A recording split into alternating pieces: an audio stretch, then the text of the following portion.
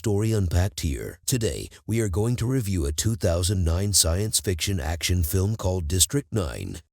An alien ship appeared over Johannesburg, South Africa in the early 1980s. A footage of the early arrival shows a smaller ship coming off the bigger ship. The alien ship then just stopped midair and hovered for months without any sign of activity coming from the ship. So, the humans decide to cut through the ship where they find an alien race that is scared and malnourished. Then United Relief Organizations bring resources including food to take care of the alien race. Thus, District 9 is formed as a place of relief, but it eventually turns into a slum where the aliens leave. Weapons are found and it becomes a dangerous zone. Then riots begin to break out with the South African people demanding the prawns leave the planet. The name prawn was given to the aliens because they literally looked and behaved like scavengers. The aliens begin causing damage to South African property and disrupting society, even killing people. After 20 years of public pressure, the South African government then hires multinational United, MNU, a military group to remove the aliens and relocate them to a new location. The MNU's plan was to relocate the pawns from District 9 to a safer and better location away from the city of Johannesburg. An MNU field operative named Wikus is chosen to lead the relocation. The man who chose Wikus was his own father-in-law. Wikus has to go door to door to get the aliens to sign eviction notices. Because the prawns are much stronger than the humans, Wikus and his colleague are protected by military from the MNU led by Cobus Venter, a belligerent MNU military operative whose tactics with the aliens are ruthless and cruel. In District 9 there is also a Nigerian cartel led by a man called Obasanjo, also known as Mumbo. We discover that the Nigerians' warlords have been collecting weapons from the aliens in exchange for cat food which the aliens love to eat. But the warlords aren't able to use the weapons because it requires the DNA of the aliens to operate them. MNU are also interested in the alien weapons as they are one of the biggest weapons manufacturer. Later, we find two aliens and an alien child searching for their alien technology because there is a fluid inside that they want. Christopher and his friend are creating something that they've been working on for 20 years. They managed to get the fluid they needed and they finally created what they have been working for.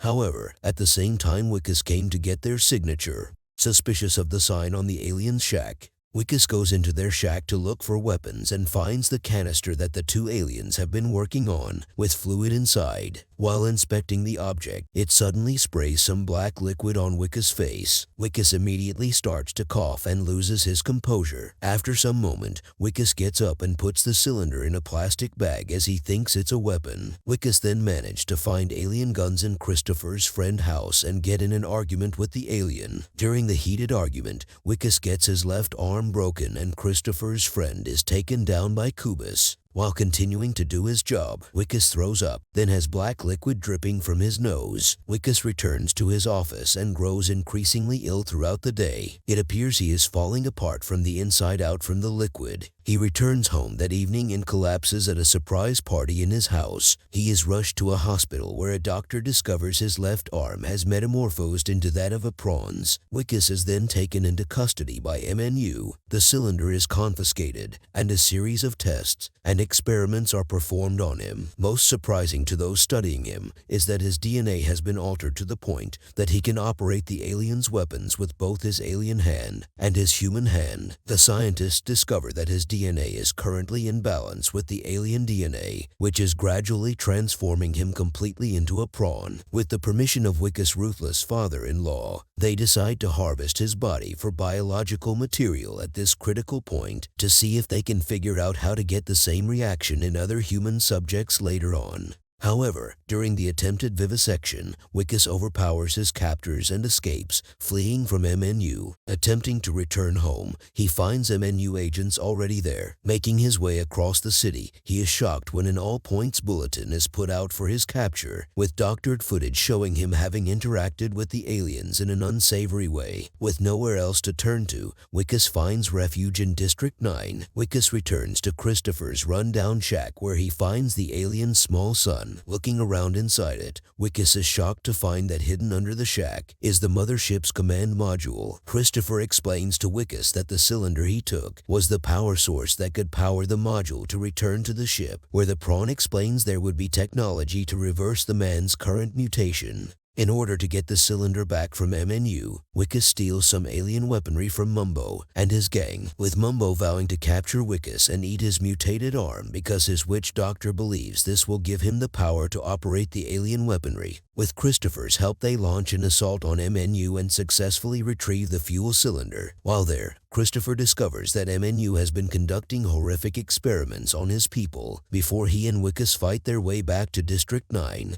However, after seeing what the humans are doing to his race, Christopher's priorities have changed, with him claiming that Wickus' cure will take 3 years, while he attempts to find a way to seek help for the other prawns in Johannesburg. Furious, Wickus knocks Christopher unconscious and powers up the ship himself. The MNU mercenaries target Wickus and destroy one of the command module's engines, causing it to crash land inside District 9.